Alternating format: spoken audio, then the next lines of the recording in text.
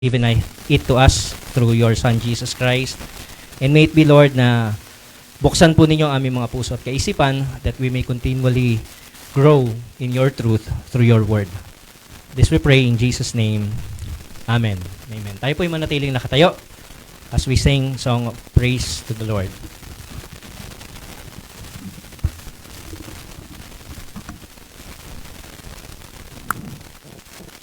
Praise to the Lord, the Almighty, the King of creation. O my soul, praise Him, for He is thy health and salvation. All ye who hear, now to His temple draw near. Join me in glad adoration. Praise to the Lord, who o'er all things so wondrously reigneth. Shelters thee under His wings, yea, so gently sustaineth. Hast thou not seen how thy desires there have been granted in what He ordaineth? Praise to the Lord, who doth prosper thy work and defend thee. Surely His goodness and mercy here daily attend thee. Ponder anew what the Almighty can do, if with His love He befriend thee. Praise to the Lord, oh let all that is in me adore Him. All that hath life and breath, come now with praises before Him. Let the Amen sound from His people again. Gladly forever adore Him. Makapuno ang bawat isa sa atin. Mga kapatid, we will read or responsively read yung Deuteronomy chapter 5 verses 6 to 21. Ito po yung law of God. And as we responsively read itong chapter na ito, let us read this with confession, knowing na ito yung standard ni God and this is what He demands from every one of us. Ito ang kanyang will. Ang role ng law is to show the standard of God. At ito po ang bad news, walang sino man sa atin ang makakaabot sa standard ni Lord. And so, the role of the law is to show to us na kailangan natin ng Savior. Church, hear the word of God, Deuteronomy chapter 5, verse 6 to 21. Verse 6, Ako si Yahweh ang iyong Diyos na naglabas sa iyo sa Ehipto at nagpalaya sa iyo mula sa pagkakaalipin. Huwag kang gagawa ng Diyos-Diyosang imahin ng anumang nilalang na nasa langit, nasa lupa, o nasa tubig upang sambahin.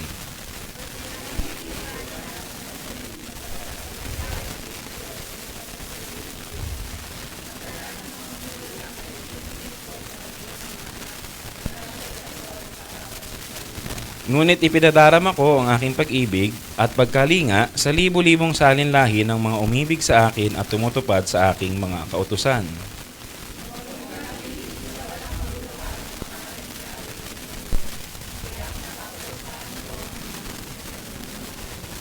Ilaan mo para sa akin ang araw ng pamamahinga tulad ng ipinag-uutos ni Yahweh na iyong Diyos. Subalit ang ikapitong araw ay para kay Yahweh na iyong Diyos. Ito ay araw ng pamamahinga. Sa araw na iyo'y huwag magtatrabaho ang sino man sa inyo. Ikaw, ang inyong mga anak, mga aliping lalaki o babae, ni alinman sa mga alaga mong hayop, ni ang mga dayuhang nakikipamayan sa inyo.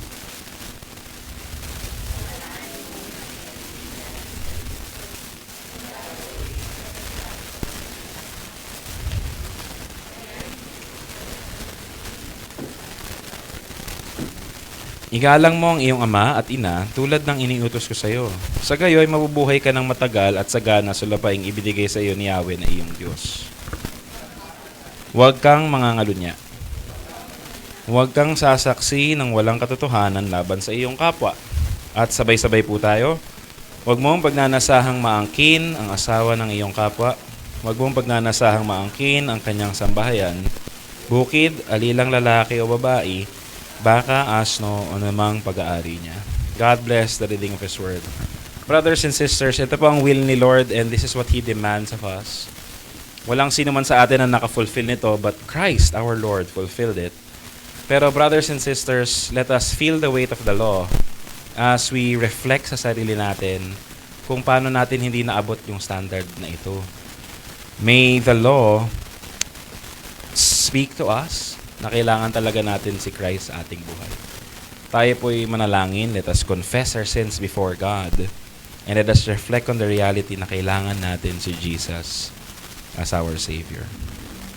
Let us have a moment of silence and pray personally to our Lord.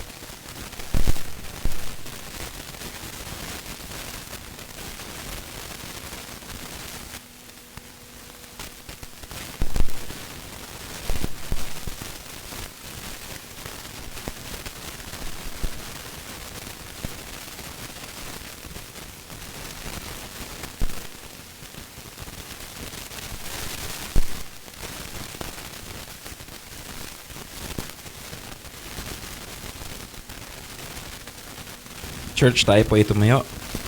And let us have this responsive reading na based sa Psalm 1. Pero ito po yung ating corporate confession of sin. As we reflect on Psalm 1, may we confess our sins before God as His people. Blessed is the man who does not walk in the counsel of the wicked, nor stand in the path of sinners, nor sit in the seat of scoffers. Kayo po.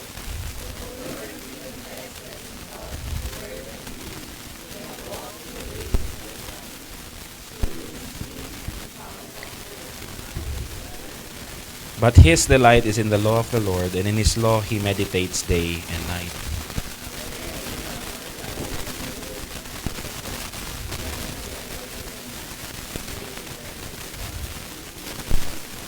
He will be like a tree firmly planted by the streams of water, which yields its fruit in its seasons, and its leaf does not wither, and in whatever he does, he prospers.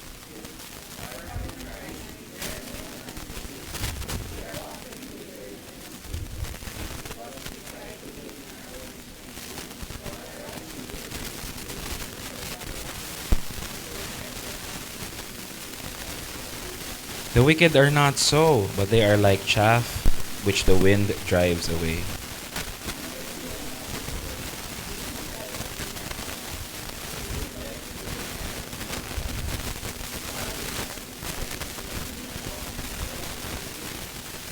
Therefore the wicked will not stand in the judgment, nor sinners in the assembly of the righteous.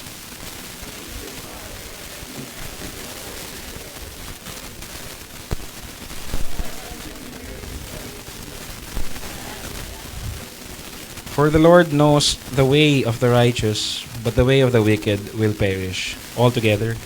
You, O Lord, are our covenant God. Remember not our sins, but remember your mercy. Renew us by your Spirit, and lead us in the way of everlasting. Through Jesus Christ our Lord. Amen and amen. Church, receive the assurance of pardon na makikita natin sa salita ng Panginoon when He calls us to Himself. receive this by faith. Makikita po natin sa Psalm 130, verse 7 to 8. O Israel, hope in the Lord, for with the Lord there is steadfast love, and with him is plentiful redemption, and he will redeem Israel from all his iniquities. This portion of the scripture is fulfilled in Christ, when Christ, who is the true Israel of God, offered forgiveness for his body and won the freedom for us. Church, receive the forgiveness in Christ. Patuloy po tayo sa pag-awit natin sa Panginoon, and let us sing There is One Gospel. There is only one gospel sa Old Testament. There is only one gospel for the New Testament, and that is God being our God through His Son, Jesus Christ. Awitin po natin ito. There is one gospel on which I stand for all eternity. It is my story, my Father's plan. The Son has rescued me. Oh, what a gospel, oh, what a peace. My highest joy and my deepest need. Now and forever He is my light. I stand in the gospel of Jesus Christ. There is one gospel to which I cling. All else I count as loss. For there where mercies and mercy meet, He saved me on the cross. No more I boast in what I can bring. No more I carry the weight of sin. For He has brought me from death to life. I stand in the gospel of Jesus Christ. There is one gospel where hope is found. The empty tomb still speaks, for death could not keep my Savior down. He lives and I am free.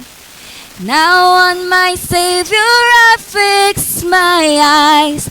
My life is His and His hope is mine. For He has promised I too will rise. I stand in the gospel of Jesus Christ. And in this gospel the church is one. We do not walk alone. We have His Spirit as we press on to lead us safely home. And when in glory still I will sing of this old story that rescued me. Praise to my Savior, the King of life. I stand in the gospel of Jesus. Once more. And when in glory still I will sing of this old story that rescued me. Praise to my Savior, the King of life. I stand in the gospel of Jesus Christ.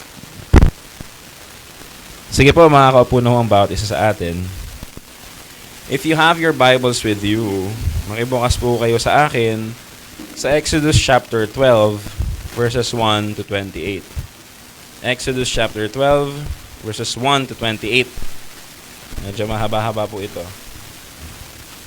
In Exodus chapter 12, 1 to 8, the Lord said to Moses and Aaron in the land of Egypt, This month shall be for you the beginning of months.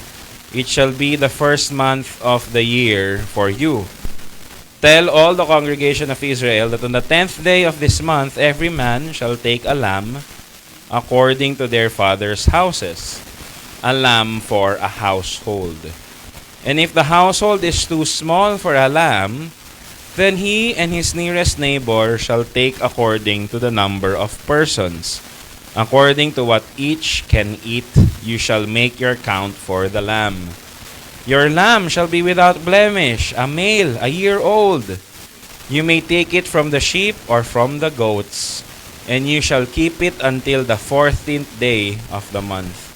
When the whole assembly of the congregation of Israel shall kill their lambs at twilight, then they shall take some of the blood and put it on the 2 doorposts and the lintel of the houses in which they eat it. They shall eat the flesh that night, roasted on fire, with unleavened bread and bitter herbs they shall eat it.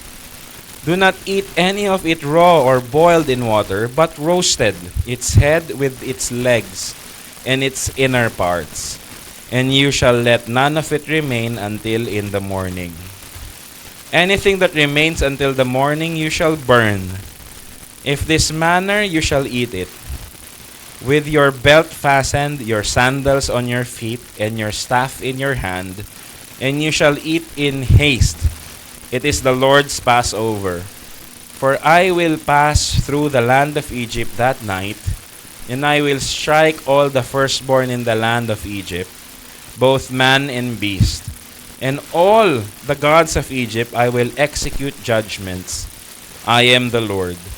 The blood shall be a sign for you on the houses where you are, and when I see the blood, I will pass over you, and no plague will befall you to destroy you when I strike the land of Egypt. This day shall be a day for you, a memorial day, and you shall keep it as a feast to the Lord throughout your generations. As a statute forever, you shall keep it as a feast. 7 days you shall eat unleavened bread. On the first day you shall remove leaven out of your houses.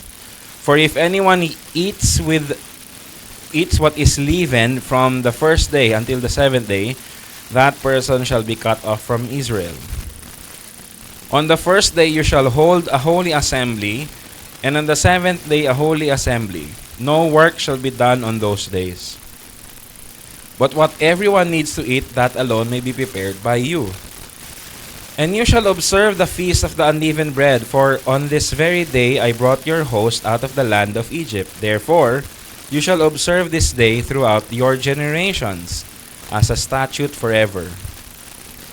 In the first month, from the 14th day of the month at evening, you shall eat unleavened bread until the 21st day of the month at evening. For 7 days, no leaven is to be found in your houses. If anyone eats what is leavened, that person will be cut off from Israel. For 7 days, no leaven is to be found in your houses. If anyone eats what is leavened, that person will be cut off from the congregation of Israel, whether he is a sojourner or a native of the land. You shall eat nothing leavened. In all your dwelling places you shall eat unleavened bread. Then Moses called all the elders of Israel and said to them, Go and select lambs for yourselves according to your clans, and kill the Passover lamb.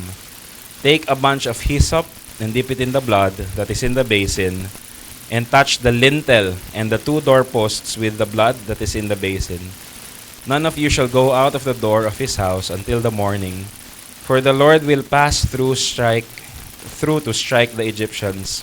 And when he sees the blood on the lintel and on the 2 doorposts, the Lord will pass over the door and will not allow the destroyer to enter your houses to strike you. You shall observe this rite as a statute for you, for your sons forever. And when you come to the land that the Lord will give you, as he has promised, you shall keep this service. And when your children say to you, What do you mean by this service? And you shall say, It is the sacrifice of the Lord's Passover, for he passed over the houses of the people of Israel in Egypt, when he struck the Egyptians, but spared our houses. And the people bowed their heads and worshipped. Then the people of Israel went and did so, as the Lord commanded Moses and Aaron. So they did. For our New Testament reading, buksan po natin yung John 6:47 to 58. John 6:47 to 58, at ito po ang sabi. Jesus Christ saying, Truly, truly, I say to you, whoever believes has eternal life. I am the bread of life. Your fathers ate the manna in the wilderness, and they died. This is the bread that comes down from heaven, so that one may eat of it and not die. I am the living bread that came down from heaven. If anyone eats of this bread, he will live forever. And the bread that I will give for the life of the world is my flesh. The Jews then disputed among themselves, saying, How can this man give us his flesh to eat? So Jesus said to them, Truly, truly, I say to you, unless you eat of the flesh of the Son of Man and drink his blood, you have no life in you. Whoever feeds on my flesh and drinks on my blood has eternal life, and I will raise him up on the last day. For my flesh is true food, and my blood is true drink. Whoever feeds on my flesh and drinks my blood abides in me, and I in him. As the living Father sent me, and I live because of the Father, so whoever feeds on me, he also will live because of me. This is the bread that came down from heaven, not like the bread the fathers ate and died. Whoever feeds on this bread will live forever. God bless the reading of His Word. Brothers and sisters, darako po tayo sa pastoral prayer, and let us pray for yung women's fellowship kanina. Kanina po, yung mga women ages 18 and above ay nandito po sila. And so, sama po natin sa prayer yung kanilang response with regards to what they have learned kanina. Sama natin sa prayer yung future ng women's ministry as they pursue membership first. And then tignan natin kung paano ba tayo magiging women of care. Yung mga women, paano kayo magiging women of care and serve according to the uniqueness that the Lord has given you. Tayo po'y manalangin. Lord, we thank you for your faithfulness. We thank you that you are the God who created the heavens and the earth. And when you have created man, you have created us male and female, both reflecting your glory, both with a task to glorify you and be in a harmonious relationship with you and with one another. Lord, we thank you because nung kami po yung nagkasala, nasira namin yung image of God in man. And we reflect more of Satan rather than you. But you have given us your Son, Jesus Christ, who is the image of the invisible God. And you have restored us in that image. We thank you for the redemption na meron kami because of the blood of Christ.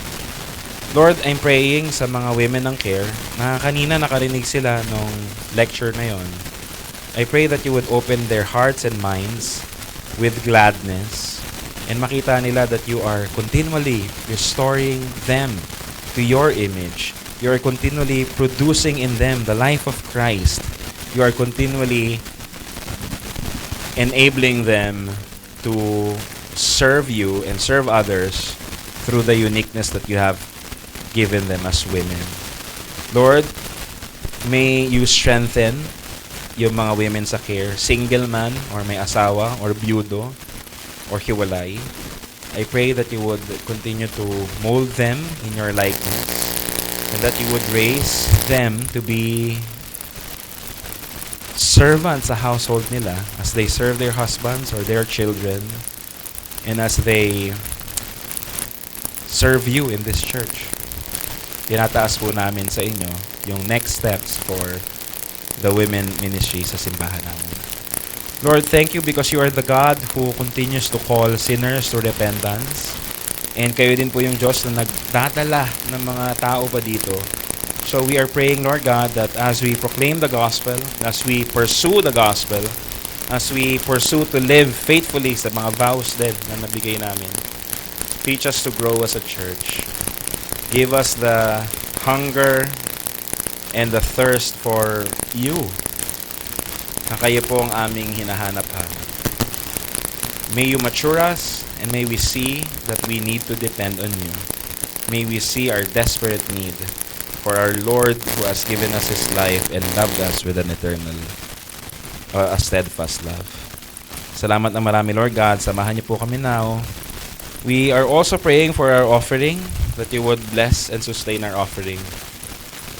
Salamat sa mga blessings na binigay niyo sa amin, that you are the source of all, everything na meron kami. And that you are enabling us to be a channel of your blessings sa simbahan na ito.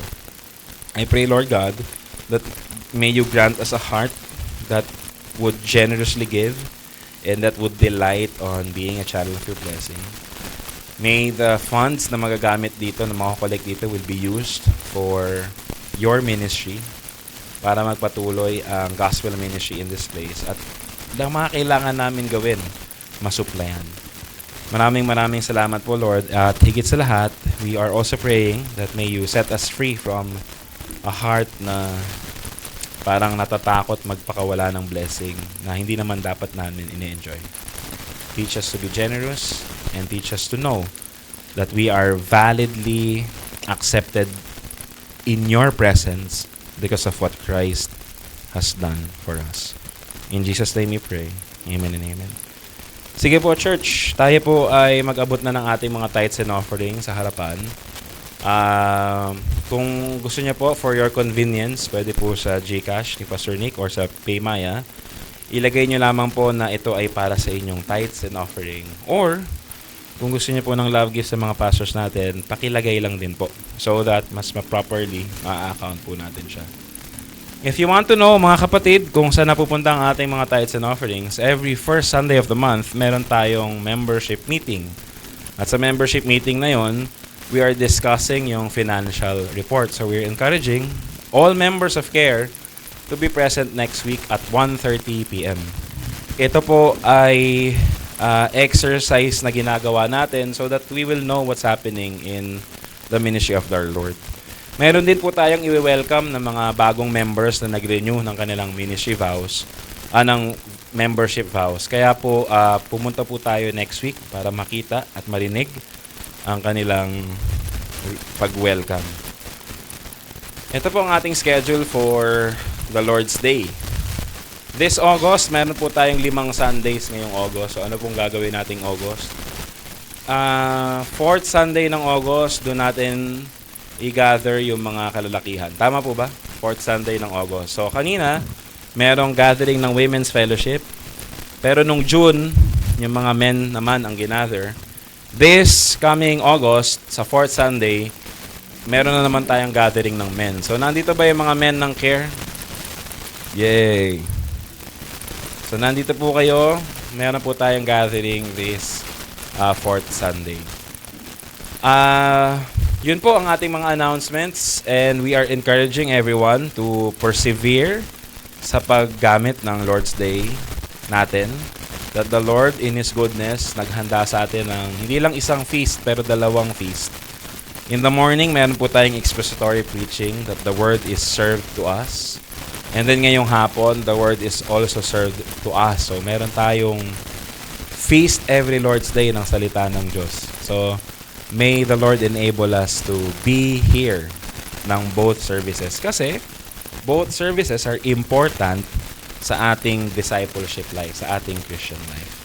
But of course, if you cannot because of things na hindi nyo control, then meron naman tayong room for providentially unable or hindered.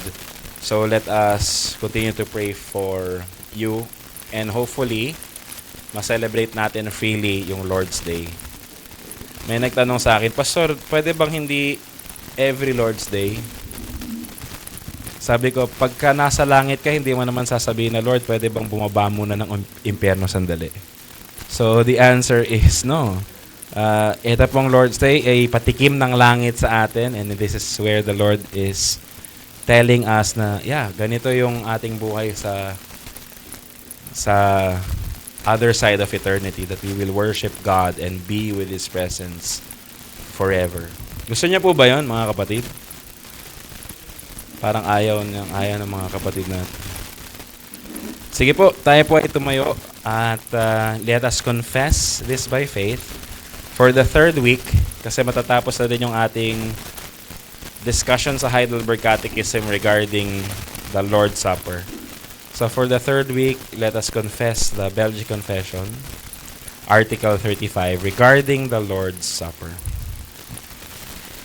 We believe and confess that our Lord, the Savior Jesus Christ, has ordained and instituted the sacrament of the Holy Supper to nourish and sustain those who are already regenerated and engrafted into His family, which is His church. Now, those who are born again have two lives in them. The one is physical and temporal. They have it from the moment of their first birth, and it is common to all. The other is spiritual and heavenly, and it is given them in their second birth.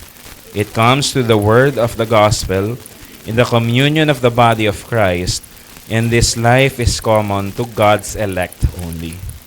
Thus, to support the physical and earthly life, God has prescribed for us an appropriate earthly and material bread, which is as common to all people as life itself. But to maintain the spiritual and heavenly life that belongs to believers, God has sent a living bread that came down from heaven, namely Jesus Christ, who nourishes and maintains the spiritual life of believers.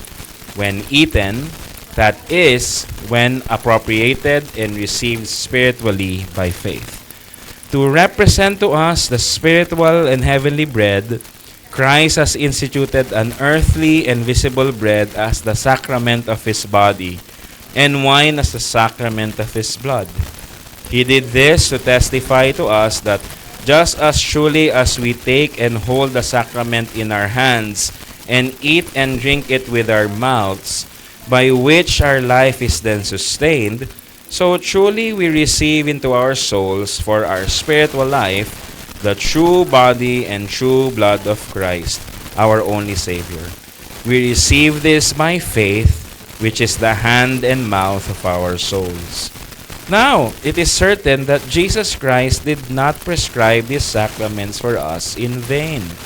Since He works in us all He represents by these holy signs, although the manner in which He does it goes beyond our understanding and is incomprehensible to us, just as the operation of God's Spirit is hidden and incomprehensible. Yet we do not go wrong when we say that when it is eaten is Christ's own natural body, and what is drunk is His own blood. But the manner in which we eat it is not by the mouth, but by the Spirit through faith.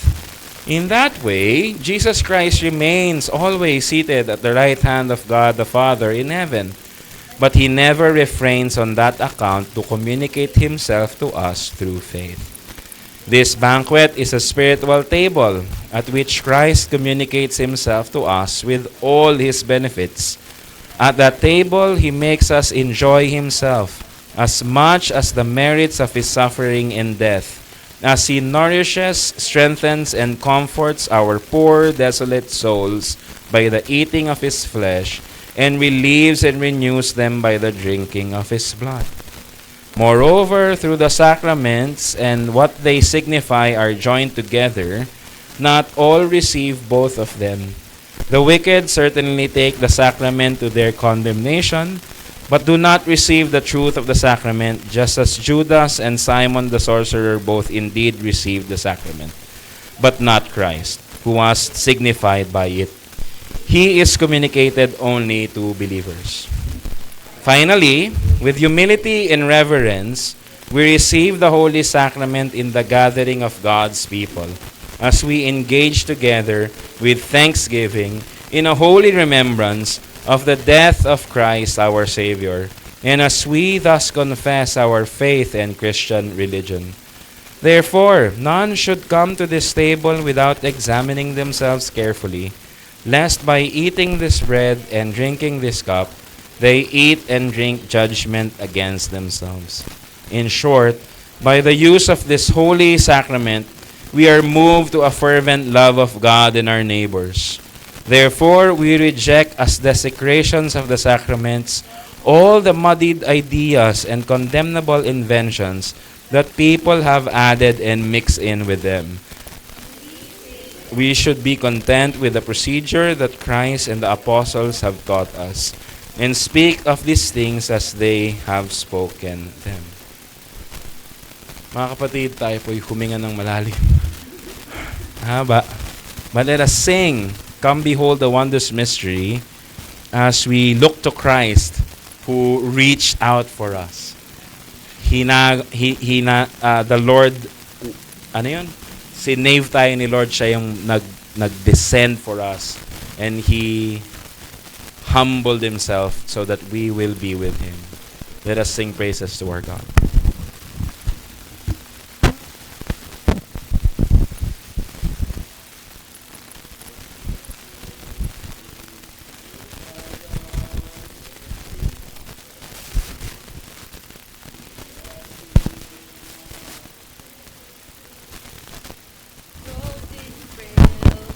Humanity, in our longing, in our darkness, now the light of life has come. Look to Christ who condescended, took on flesh to ransom us. Come behold the wondrous mystery, He the perfect Son of Man. In His living, in His suffering, never trace nor stain of sin. See the true and better Adam come to save the hell-bound man. Christ the great and sure fulfillment of the law, in Him we stand. Come behold the wondrous mystery, Christ the Lord upon the tree. In the stand of ruined sinners hangs the Lamb in victory. See the price of our redemption, see the Father's plan unfold, bringing many sons to glory, grace unmeasured, love untold. Come behold the wondrous mystery, slain by death, the God of life. But no grave could e'er restrain Him. Praise the Lord, He is alive. What a foretaste of deliverance, how unwavering our hope. Christ in power resurrected, as we will be when He comes. Sige po, makakaupo na ho tayo. And let us receive the Word of God as Pastor Nick proclaims it to us this afternoon.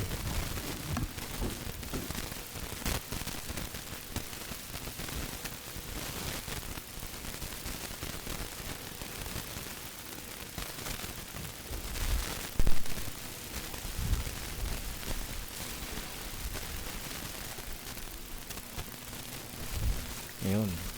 Hello, ayun. Purihin ng Panginoon. Yung laman po ng message na itatalakay ko ngayon, continuation lang naman po kasi ito nung nakaraang Sunday, Lord's Day 29.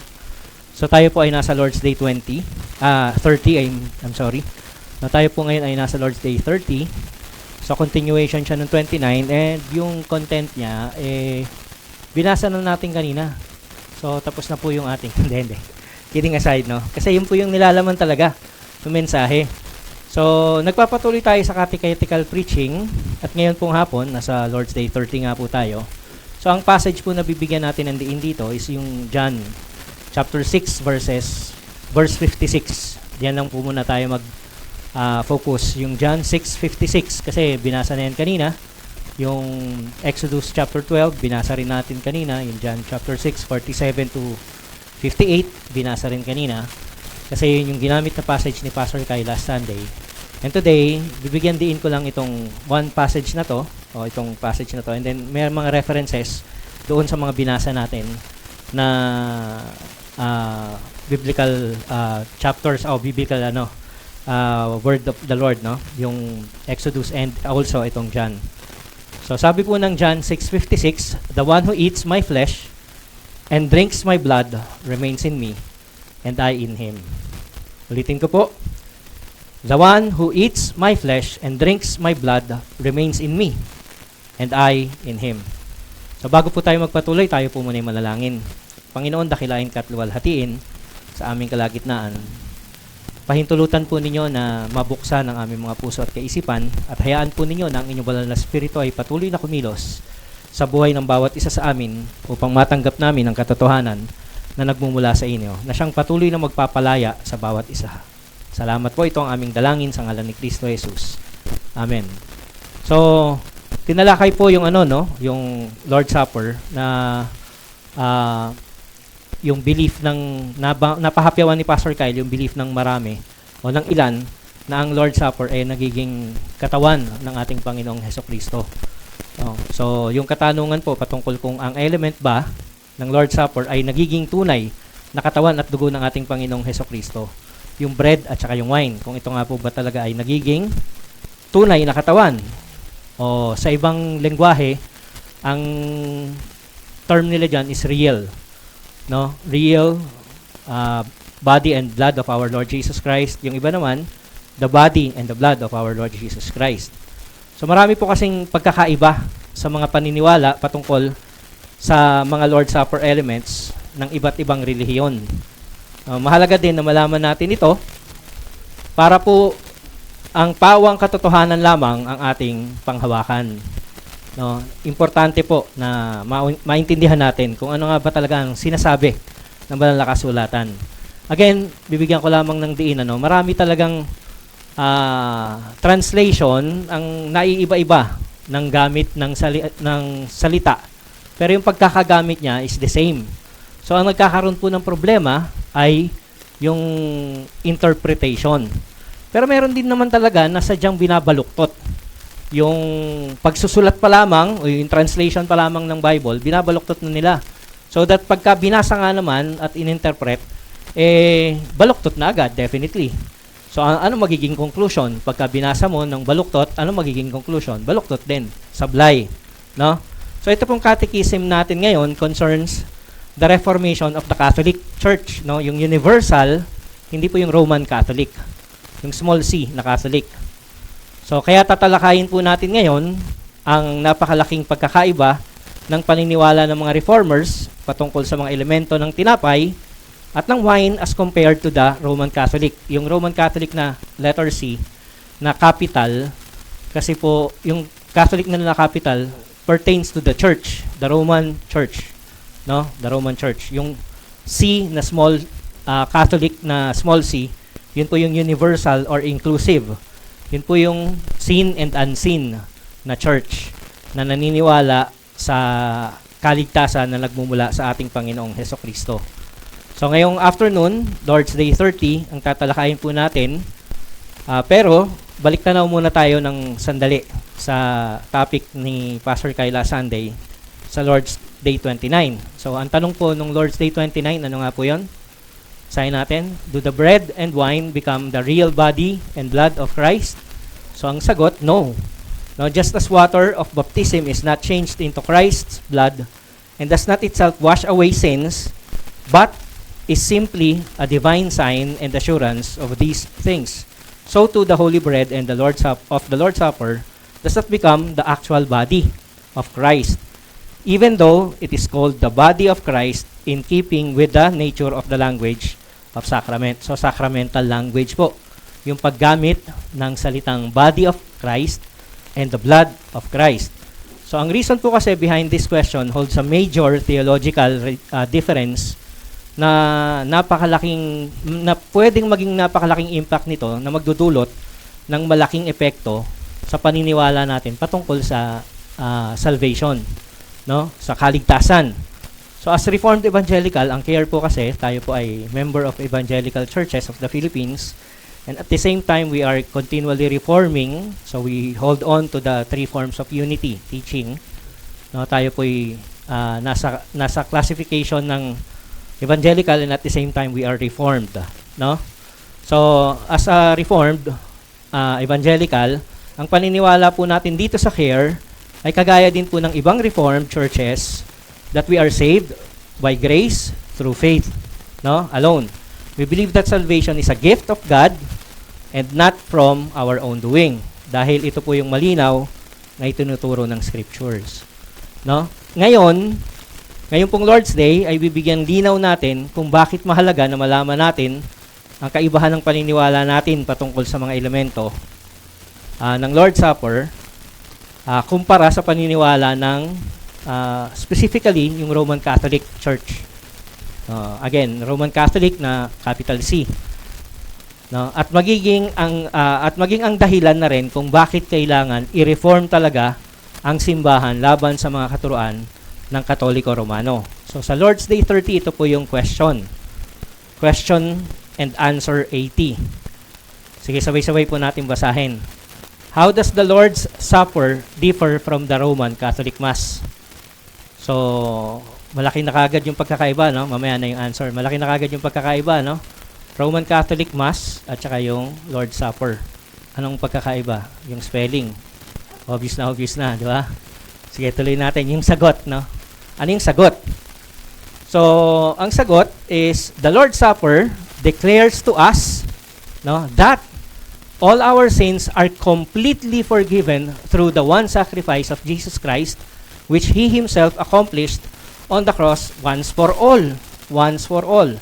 It also declares to us that the Holy Spirit grafts us into Christ, who with His true body is now in heaven at the right hand of the Father, where He wants us to worship Him. So anong sabi niyan? So the Holy Spirit is lifting us up in the heavenly realms spiritually, no?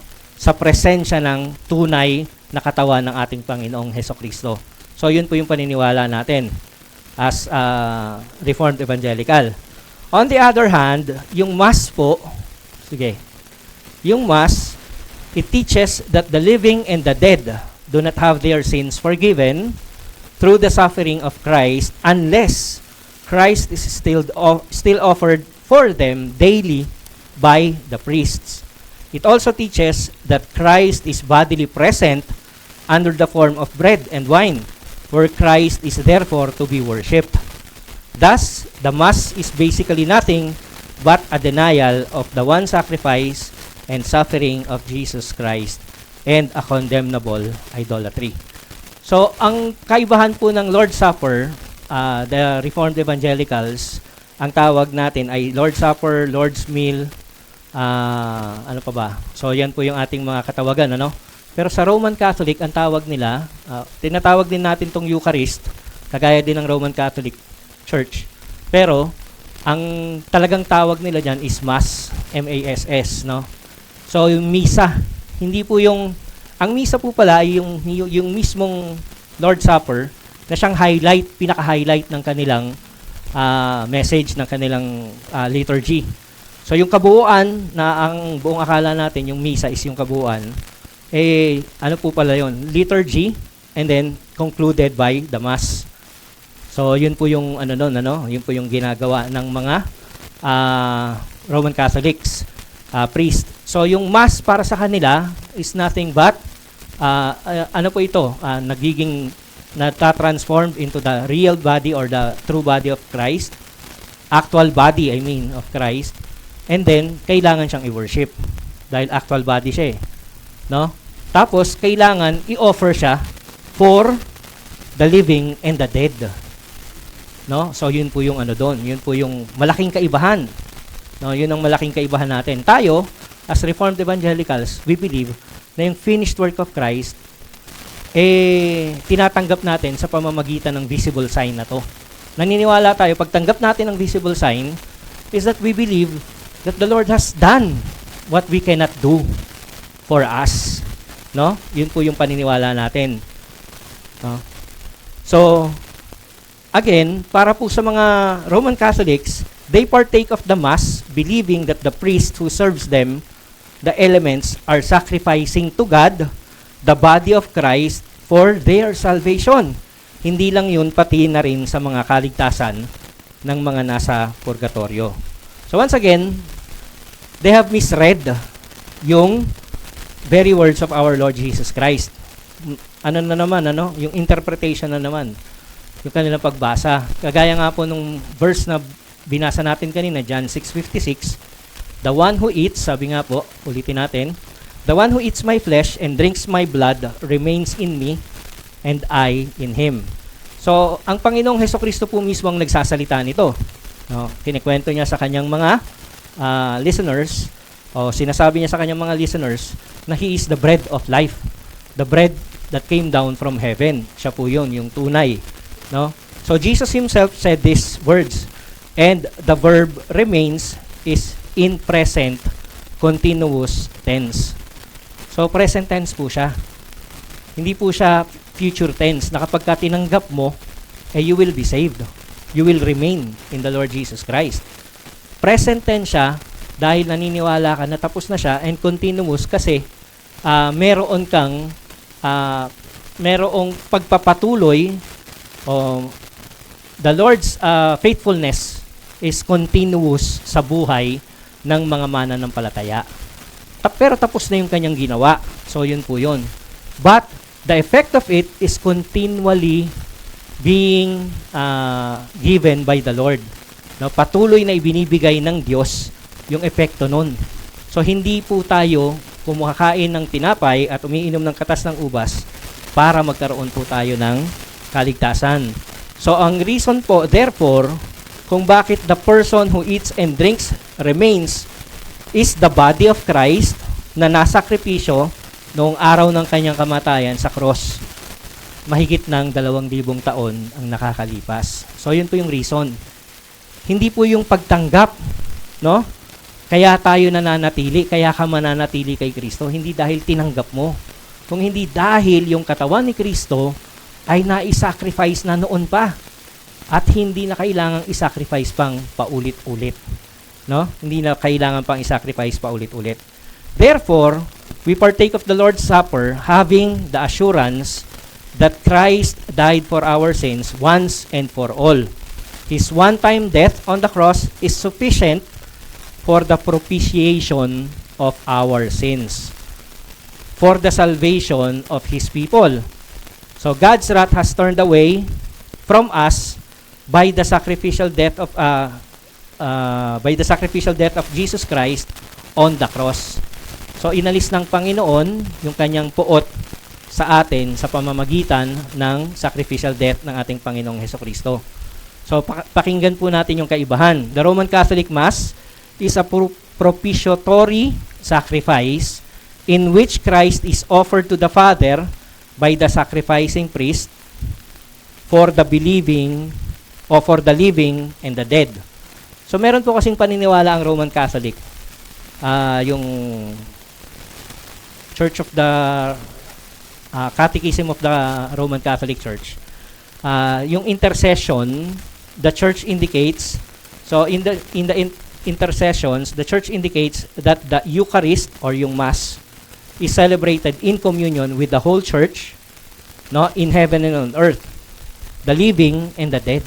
So yung mga buhay at saka yung mga patay, habang sineserve yung Eucharist or yung Mass o yung tawag natin sa atin Lord's Supper, yung bread and wine, actually bread lang ang sineserve nila, no? It is done in communion with the living and the dead nang nandito sa lupa at saka yung mga namatay na, no? Na nasa heaven daw. Tapos isa pang paniniwala nila, to the offering of Christ are united not only the members still here on earth but also those already in the glory of heaven, no? So naniniwala po ba kayo na meron ng tao na nasa heaven? Okay, so meron na. So sino kaya yung ka-fellowship na yun kung totoo? Can you specify kung sino? Ang tao na nasa heaven ngayon ay Jesus Christ. Pero yung mga namatay na nakakilala nyo, nandun na? In bodily form? So hindi ka pwedeng makipag-ano sa kanila in bodily form. Kasi ganun yung gusto nilang sabihin eh. You are having fellowship doon sa mga namatay na in bodily form. Kasi ang body of Christ ang kanilang tinutukoy. Okay? So, sino yung nando doon in bodily form? Alam natin, si Jesus Christ, definitely. Tapos, the Bible speaks of Elijah, who was taken by the whirlwind, no? Chariots of fire. Si Enoch, that walked with God. So, yun lang yung ating mga alam. Pero, when it comes to Elijah and Enoch, pinananampalatayahan lang natin na nando doon na siya. But merong specific na proof na the Lord Himself has risen from the dead at tsaka umangat sa langit in bodily human form, pero glorified, no? So yun po yung paniniwala at pananampalataya natin. Pero itong mga to, ang kanilang paniniwala, they are having communion with those who are here on earth and those who are in heaven, and also commemorating the Blessed Virgin Mary and all the saints. So, yun yung commemoration. So, the church offers. So, sino nag-o-offer ng Eucharist? Ang simbahan. So, ang simbahan ang nag-o-offer ng fellowship, ng communion. No? So, yun yung kanilang paniniwala ng Roman Catholic Church. Pangatlo, the Eucharist sacrifice is also offered for the faithfully departed who have died in Christ but are not yet purified, so they may enter into the light and peace of Christ. Ano kaya yun? No? Yun yung purgatory na pinaniniwalaan nila. Kaya sila nag-o-offer ng Mass so that those who are not yet glorified may enter, no? Yung light and peace. So, ang panalangin nila for the Holy, nananalangin sila during the Eucharist or the Mass for the Holy Fathers and Bishops who have fallen asleep, and in general for all who have fallen asleep before them, in the belief that there is great benefit to the souls of those on whose behalf the supplication is offered. So mapapaganda pa nila yung kondisyon ng mga yumao na. No? So yun yung kanilang paniniwala. Kaya ang paniniwala nila, when they break the bread, when the priest breaks the bread, no? Una, mananalangin sila. And then when they pray, something mystical happens na yung angel of the Lord dinadala yung katawan ng Panginoon sa presensya noong tinapay. And then when they break it, ang kanilang paniniwala is they are offering the body of Christ once again to the Father para sa benefit ng mga yumao at ng mga nabubuhay at ng mga tatanggap ng tinapay. So, yun yung kanilang paniniwala. No? Not until i-offer ulit ang ating Panginoong Hesukristo, there is no good in whoever believes in the Lord Jesus Christ. Kasi ang paniniwala nila, hindi dahil sa ginawa ng Panginoon, kung hindi yung pwedeng i-offer sa kanila ng simbahan, at kung ano yung magagawa nila para sa kaligtasan. No? Para sa ikabubuti ng bawat isa sa kanila. So, sa Roman Catholics, ang mga pari ang nagsasacrifice ng katawan ni Kristo Jesus sa Ama para sa kapatawaran ng mga tatanggap nito. Pero, basahin natin ang sinasabi ng Scriptures. Ano ba yung sinasabi ng Scriptures? In Hebrews chapter 10, verses 11 hanggang 14. So, babasahin natin, ano? Nilalagay ko yan para basahin ninyo. NASB yan, no? Pero mas maganda kung anong translation meron kayo sa Bible ninyo, sundan po ninyo. At basahin po ninyo ng tahimik sa inyong kinaroroonan.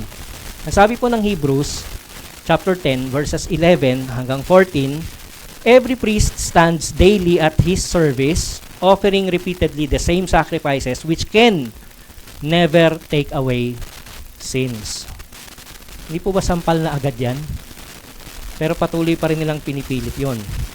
But when Christ had offered for all time a single sacrifice for sins, He sat down at the right hand of God. Nasaan siya? Right hand of God. Waiting from the time until His enemies should be made a footstool for His feet. For, in verse 14, by a single offering He has perfected for all time those who are being sanctified. Perfected. Mga kapatid, ang Roman Catholic priests still has the mindset that they still have the mandate to make propitiatory sacrifices. Akala nila meron pa rin silang mandato noon hanggang sa ngayon. Tapos na yun eh. No?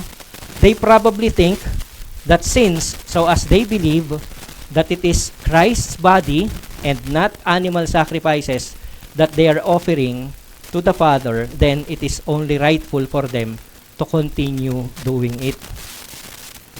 Akala nila siguro dahil katawan naman ni Kristo yung ino-offer nila eh, yung sinasacrifice nila eh. Tapos na yung animal sacrifices para sa kanila at para sa atin. Pareho tayo doon, tapos na yung animal sacrifices. But the problem is, hindi nila tinatapos yung sacrifice ng katawan ng ating Panginoong Jesucristo. No? So yun yung problema. So, ang linaw-linaw ng sinasabi ng Scripture. For by a single offering, He has perfected. No? It is a clear disregard of the Word of God. Ayaw talaga nila unawain yung verse 12. But when Christ had offered for all time a single sacrifice for sins, He sat down at the right hand of the Father. Hindi, di ba? No? Napakalinaw din ng verse 14 na hindi na ulit kailangan pa ng ano pa mang sacrifices. Mga kapatid, meron pa po bang mas gaganda pa sa isang bagay na idineklara ng Diyos na perfect? Sabi nila, meron pa Kasi gusto nilang yung perfect gawing. Alam nyo, pagka meron akong bagay na nagustuhan ng ilang tao, tapos nagandahan din ako, pag gagawin ko ulit yun, pagagandahin ko pa. Hanggat sa lumalabas, pangit na. In all honesty. No? Kaya hindi ako marunong mag-draw, hindi ako magaling mag-drawing. Marunong ako mag-drawing, pero hindi ako magaling mag-drawing. Kasi parang palagi ako may nakikita na maganda na pwede pang i-improve. No? Ini-improve ko lang ini-improve, wala na, madungis na, madumi na, pangit na. No? So, ganun yung nangyayari eh. Perfecto na, gusto pa nilang mas maging perfect. Meron bang ganung word? Wala, di ba? No? So, makikita natin na napakaraming scriptural violation ng Mass. Kaya, masasabi talaga natin na unbiblical ito. Isa pa, tanging ang Panginoong Jesus lamang ang siyang tanging may authority to offer His own body. Si Jesus Christ lang. No? Yes, He was sent by the Father, pero sabi niya, I lay my life on my own. Hindi siya pinilit. No? He voluntarily gave His life up. Walang pumilit sa Kanya. At wala na makakapilit ulit sa Kanya na gawin yun. No? For this reason, sabi nga sa John 10:17, the Father loves me because I lay down my life so that I may take it back. No one has taken it away from me, but I lay it down on my own. I have the authority, to lay it down, and I have authority to take it back. This commandment I received from my Father. No? Yung pagliligtas. Pero He laid down His life on His own accord. So, ang reason ng mga Roman Catholic priests ay isinasacrifice nila si Jesucristo as propitiatory of offering every time they hold a Mass. Pero hindi daw nila pinapatay si Kristo. Sinasacrifice lang nila, pero hindi nila pinapatay. Hindi ko rin mag-gets kung anong ibig nilang sabihin talaga doon, ano? Pag sinabi mong sacrifice, anong ibig sabihin nun? Lalo na't propitiatory ang ginamit mo na term. Anong ibig sabihin nun? Sabi ng Hebrews 9:22, without the shedding of the blood, no? There is no forgiveness of sins. So when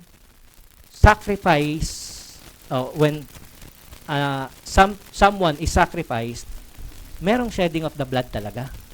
Imposibleng wala.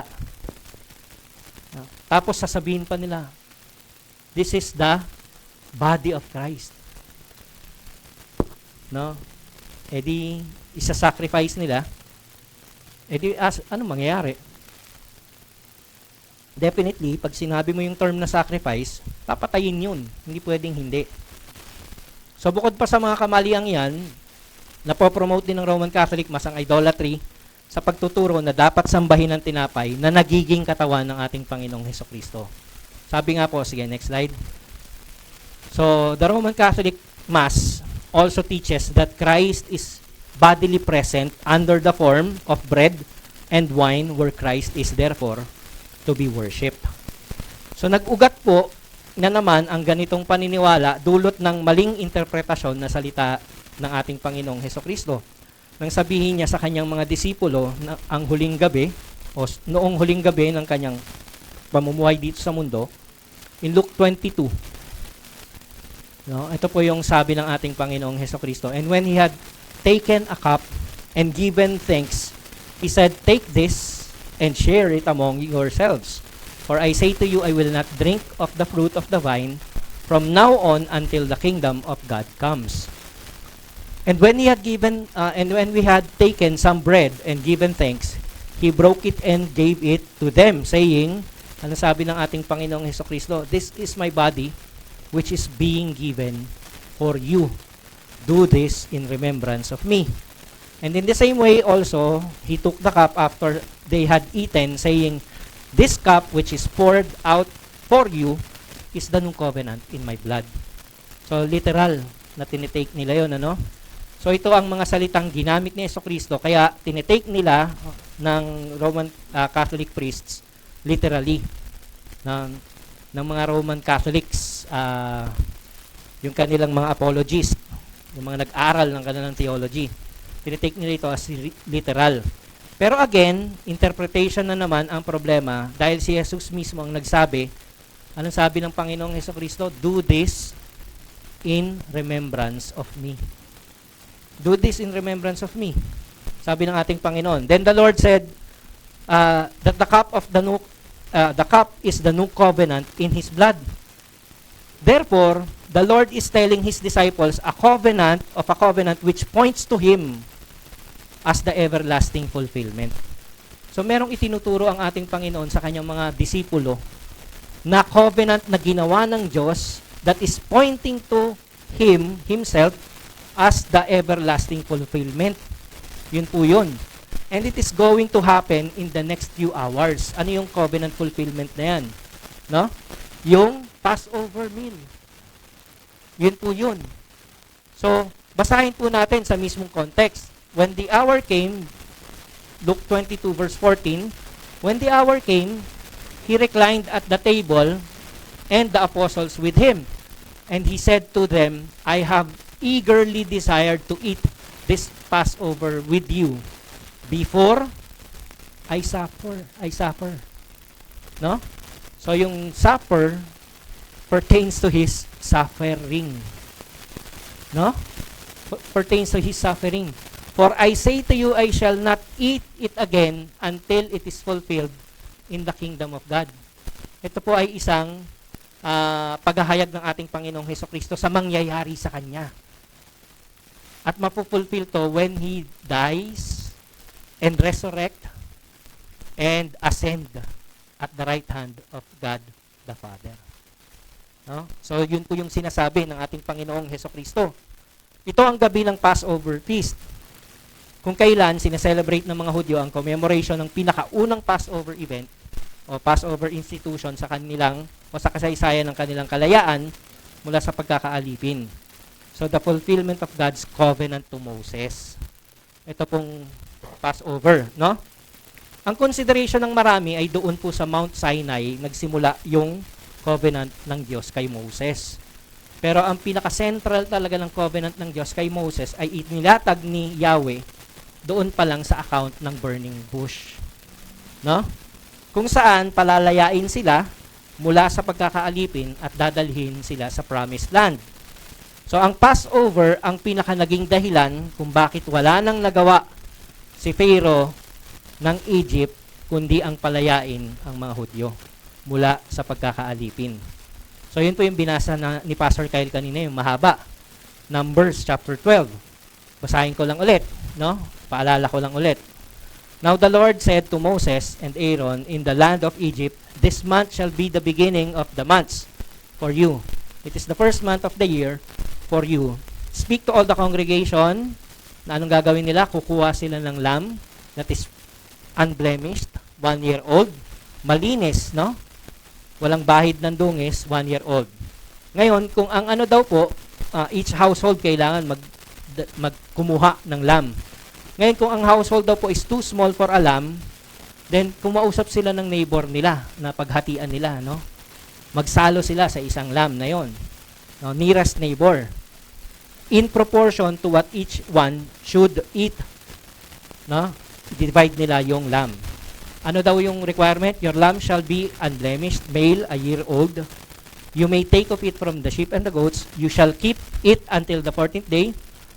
And so on and so forth. Tapos sabi niya, moreover, they shall take some of the blood and put it on the 2 doorposts, yung hamba, at saka yung lintel, yung hamba nga, yung kabuuan ng hamba ng pintuan, entrance ng kanilang bahay, which sa house na kung saan sila kumakain, sa household, no? They shall eat the flesh the same night, roasted with fire, and they shall eat it with unleavened bread, no? And bitter herbs. Unleavened bread and bitter herbs. Take note of these mga elements na to, no? Lamb, 1 year old, unblemished, tapos ano pa?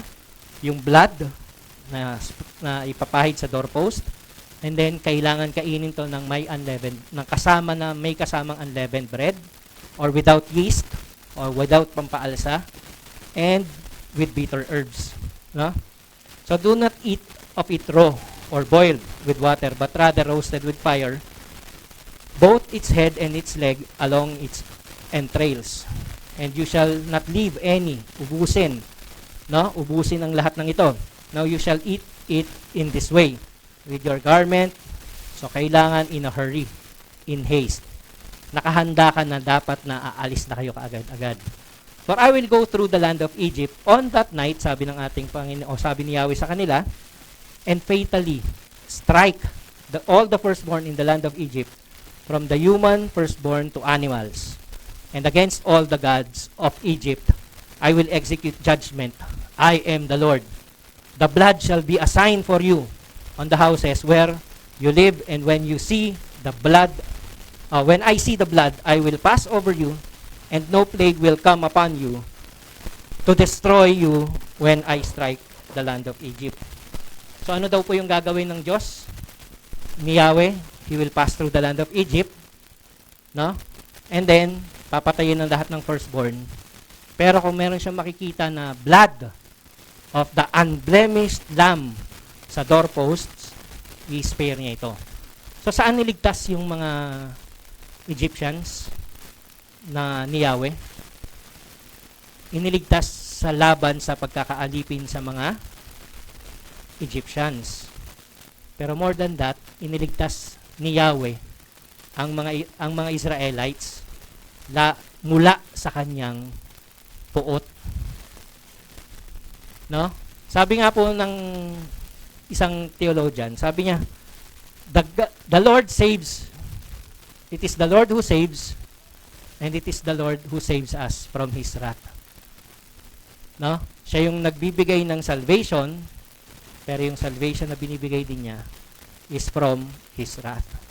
So, kanino tayo nililigtas ng Diyos? No? Yung kasalanan, epekto na lang po yun. Wages na nga lang eh.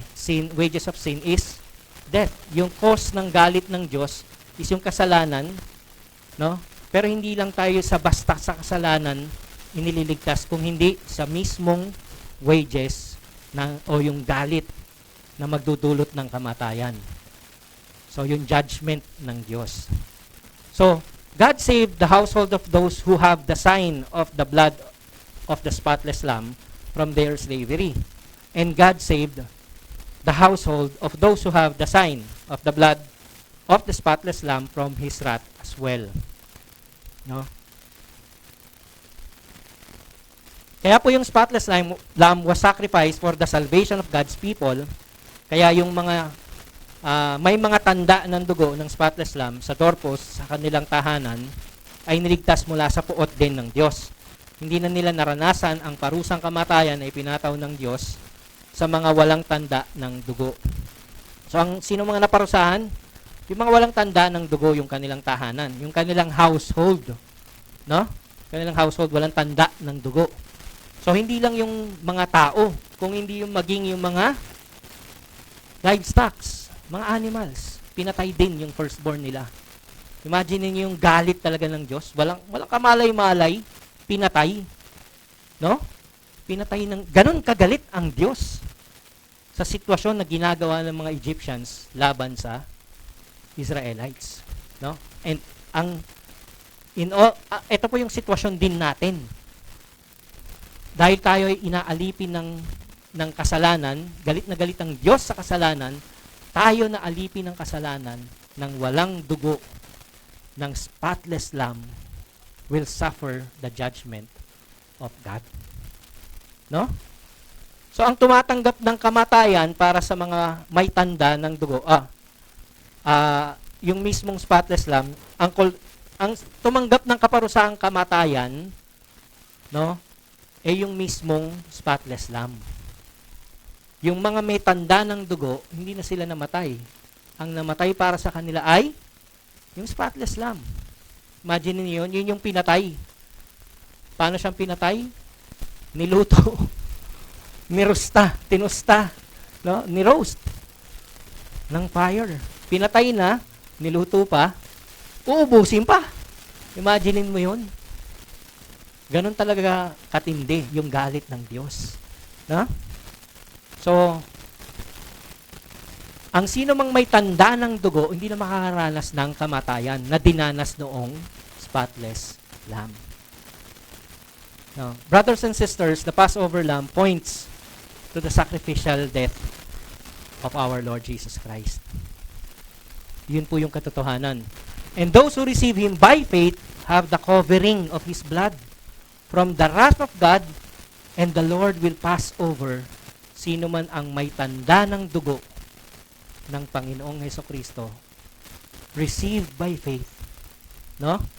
The Lord will pass over and will spare you from His wrath because of the blood of the most precious Lamb.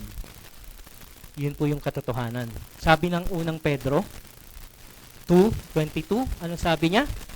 He who committed no sin, nor was any deceit found in his mouth, and while being abusively insulted, he did not insult in return. While suffering, he did not threaten, but kept entrusting himself to Him who judges righteously, and He Himself brought our sins in His body up on the cross, so that we might die to sin and live for righteousness. By His wounds, you were healed. Brethren, yan yung ginawa ng ating Panginoong Hesukristo. Yan yung ginawa ng Diyos sa Passover Lamb. Ang kwento po ng Passover, one time lang yun. Isang beses lang nangyari. Maraming miracles, maraming salvation ginawa ang Diyos sa bayan ng Israel. Pero isang beses lang gumamit ang Diyos ng Passover Lamb. Pero ito po yung maganda. Kung matatandaan ninyo yung binasa kanina na pagkahaba-haba, anong gagawin? This will be celebrated year after year after year to commemorate the faithfulness of God. Yung pagliligtas sa kanila ng Diyos. Huwag nilang kakalimutan. No? Huwag nilang kakalimutan. Mga kapatid, ito rin po yung sitwasyon.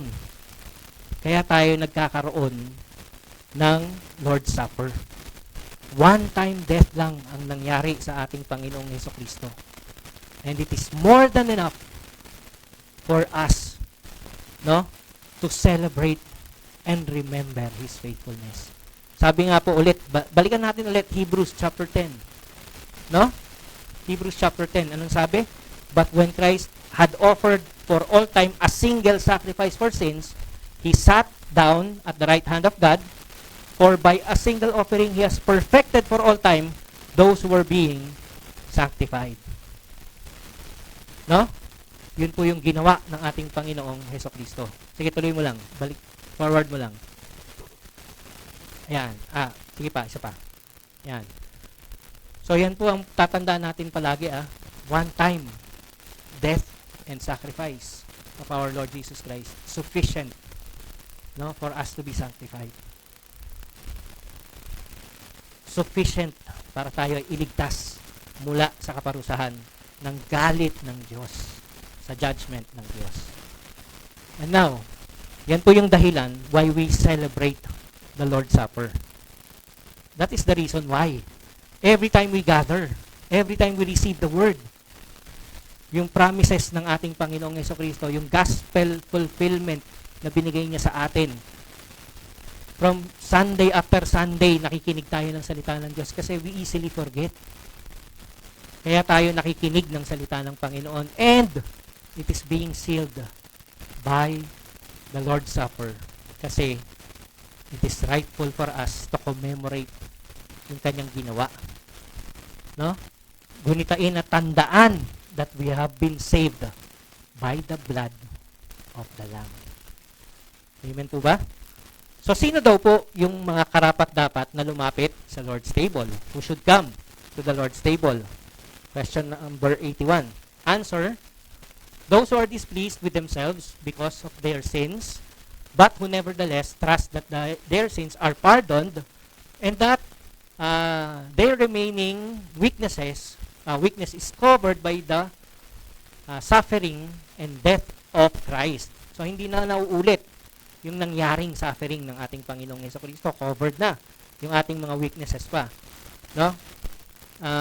And who also desires more and more to strengthen their faith and to lead a better life. No? So, anong ibig sabihin daw po niyan?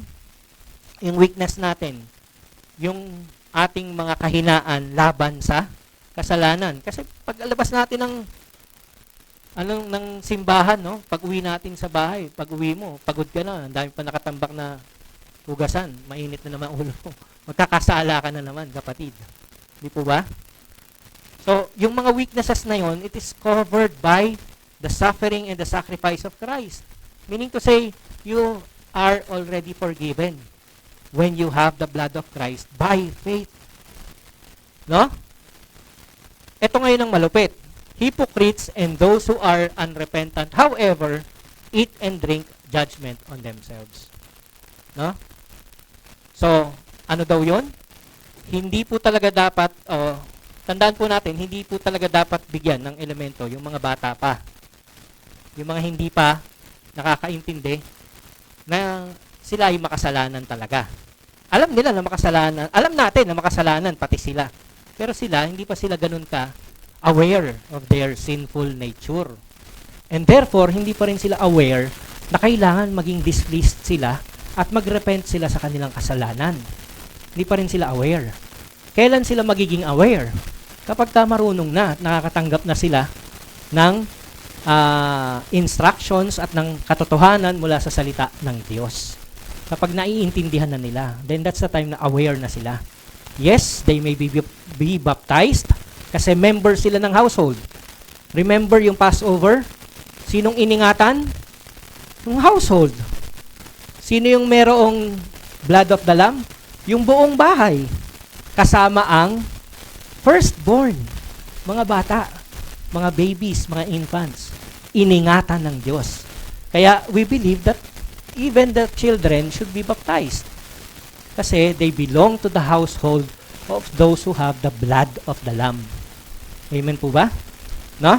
Pero when it comes to Lord's Supper, hindi pa sila pwede. No? Hindi pa sila pwede kasi hindi pa sila kabilang sa mga taong displeased sa kanilang sarili dahil sa kanilang kasalanan at ang kanilang enjoyment lamang sa ngayon ay yung maglaro, no? Mag-enjoy, maging maayos yung kanilang pamumuhay, huwag masaktan. Pag nasaktan, iiyak lang, ganun lang. No? So, kaya naman, yung mga bata, wala pa silang actual faith, pero meron silang tinatawag na, ano yung tawag doon sa kanila? Na posibleng meron sila. Actual faith and potential faith. Na potential faith na meron sila. So, potential kasi, bakit sila magkakaroon ng potential faith? Kasi they belong to the household of believers. And it is their parents' responsibility to teach them, as well as the church, na palakihin sila ayon sa salita ng Diyos. Kaya habang lumalaki sila, anong sabi ng salita ng Diyos? Faith comes from hearing, and hearing the Word of God. So habang naririnig nila ang salita ng Diyos, they are potentially, they have the potential to receive the faith by the Word of God. Amen po ba? No? So ang sacrament of the Lord's Supper po ay ibinibigay lamang sa mga faithful. Sinabi rin natin kanina, binasa natin kanina. Meaning, sino yung mga faithful? Lahat tayo guilty. No? May pagkukulang tayo. Unfaithful nga, ika nga. Pero, tinawag tayong faithful hindi dahil sa sarili nating kagagawan, but because of the works of the Lord Jesus Christ. And therefore, you are called faithful when you fully depend on Christ for your salvation. Amen po ba? Doon ka tatawaging faithful kapag ka fully dependent ka sa work ni Christ for your salvation. No? Dahil ang Lord's Supper po ay nagsisilbing selyo ng gospel promise para sa sino mang tatanggap nito ng may pananampalataya at tunay na repentance sa Diyos. Pero sa mga hypocrites, sa mga unrepentant, ang Lord's Supper po ay magdudulot lamang ng judgment para sa kanila. Walang benepisyong matatanggap, kundi ang tinapay at wine, mabubusog lang yung kanilang katawan. Hindi ka nga mabubusog dyan, napakaliit niyan eh. No? Napakaliit niyan. Yung wine, hindi ka rin mabubusog dyan, hindi ka rin malalasing dyan. Pero, yun lang ang tanging tatanggapin mo. No? At bukod pa ron, matindi yung judgment ng Diyos para sa iyong kasalanan. Ang isang malinaw po na example dito ay yung account mismo ng huling hapunan. Tingnan natin yung account mismo ng huling hapunan kung saan kasama ni Kristo Jesus. Sinong kasama ng Panginoong Hesukristo sa Last Supper? Mga apostles. Sino-sino yun? Si Matthew, Mark, hindi pa kasama si Mark pala. No? Si John, si James, si Peter, si Andrew, si Philip, at si Judas. Tumalon na tayo, nakalimutan ko na iba eh. Si Bartholomew, meron nga pala doon, ano? Hindi ko naman kabisado talaga yung 12. Pero kung pag-aaralan ko, yes, maaalala ko yung mga yan. Pero anong punto ko dito? Kasama si Judas. Kasama si Judas sa Lord's Supper, sa Last Supper. Kasama siya, nandoon siya. Sabi po ng salita ng Diyos sa Luke chapter 22, verse 21, ito po yung sabi ng Panginoong Hesukristo. Sige. But behold, the hand of the one betraying me is with mine on the table. For indeed, the Son of Man is going as it has been determined, but woe to that man whom he is betrayed. Sipin mo, nakatakda na ang kaparusahan ng Panginoong Hesukristo. Nakatakda din ba si Judas? Yes. So, dapat save siya dahil kalooban ng Diyos pala eh. Hindi. Anong sabi ng salita? Woe to that man whom he is betrayed. Grabe, ano? Bakit? Kasi alam ng Diyos, alam ng Panginoong Hesukristo na mayroong hypocrite sa table na tumatanggap lamang ng benepisyo, nakikiride on, nakiki-in sa iba pang mga apostles. Para lang masabi na kasama niyo ako. But in reality, hindi pala siya kasama talaga. Sabi ng Panginoong Hesukristo, woe to that man. Sabi po ng Panginoon sa kanyang mga disipulo, this is my body which is for you. At this cup is the new covenant in my blood. Body that will receive all the punishment that is supposed to be theirs.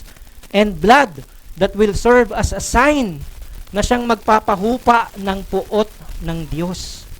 Pero sa hypocrite na si Judas, ano po ang natanggap niya? Basahin po natin at unawain, yan po ang isang matinding judgment na mula sa Diyos. Woe to that man by whom he is betrayed. Yun po yung matinding exposition ng nilalaman ng puso. Alam po ba ng ibang disipulo na si Judas yung tinutukoy ng Panginoon? Hindi. So hindi nila alam na hipokrito pala si Judas. After na lang ng sitwasyon na pinagkanulo ng Panginoong Hesukristo, tsaka lang nila nalaman na siya pala yung sinasabi ng Panginoon na hypocrite. Anong ginawa ng Panginoon? He was judged because he ate the body and the blood of the Lord Jesus Christ. Ano pong ibig sabihin nun?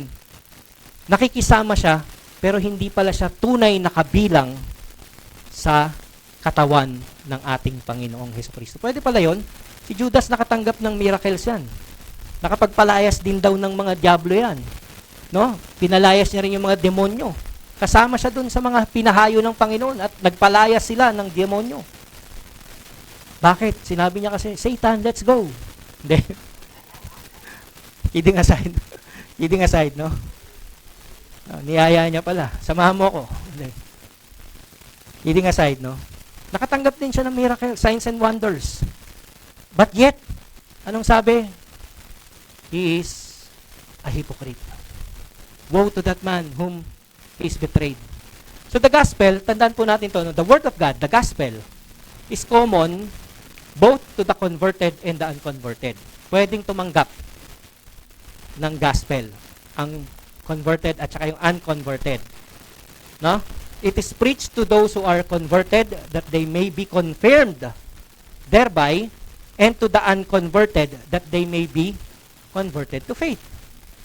The sacraments, however, sabi rin po natin kanina doon sa binasa natin, belong to the faithful alone.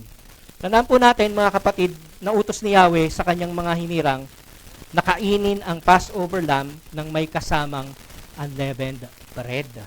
Ano pong ibig sabihin nun? Kasi yung leaven or yung yeast na pampaalsa ay tanda po ng corruption in the Old Testament.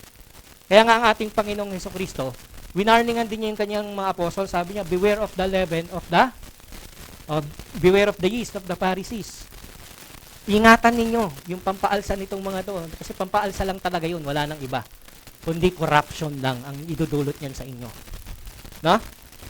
So kaya naman sa tuwing bago kami dito sa CARE, bago namin inilalatag ang tinapay at ang wine, ang mga elemento ng Lord's Supper, mariin din namin ibinibigay ang warning ng judgment ng Diyos para sa mga hypocrites na makikiisa sa banal na hapunan o yung Lord's Supper.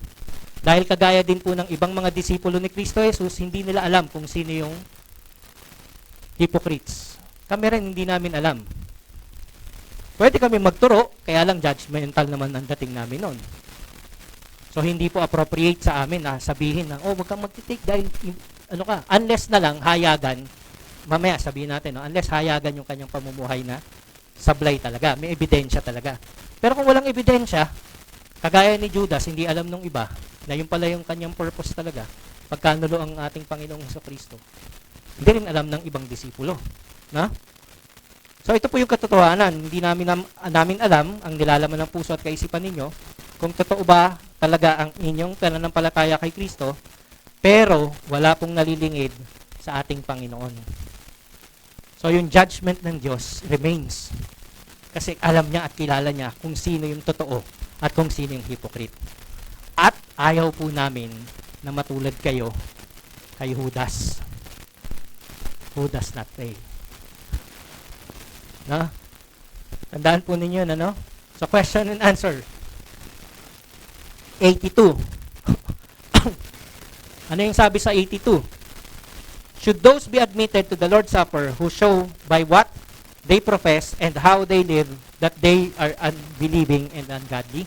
Ito, may ebidensya na. Tinatanong nung catechism. So, mga kapatid, hindi po kami aawat sa inyo na tumanggap ng tinapay at ng katas ng ubas. Kung ituturo lang kayo ng iba, bakit siya? No? Hindi. Kailangan, klaro na meron kayong maling ginagawa na kasalanan talaga, na nakikita ng lahat. No? So, may evidence dapat. Hindi pwedeng sinabi lang ng isang tao o kung ano man. Dapat may ebidensya. No? So, dapat daw po bang bigyan ng tinapay? Ang sagot, no. That would dishonor God's covenant and bring down God's wrath upon the entire congregation. Damay-damay po pala. pag pinapabayaan nating makiisa sa banal na hapunan ang hayagang namumuhay sa kasalanan. Therefore, according to the instruction of Christ and His apostles, the Christian church is duty-bound to exclude such people by the official use of the keys of the kingdom until they reform their lives. Ano yung keys of the kingdom? Naisermon na po natin to noon, and next Sunday, bibigyan din ulit ito. So, hindi na ako mag-dwell dito sa ano na to. Keys of the kingdom, discipline, pwede.